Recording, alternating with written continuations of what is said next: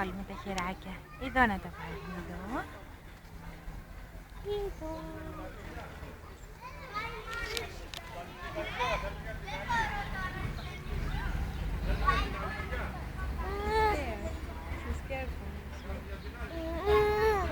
Φοβάται λιγάκι, Μπέμπα.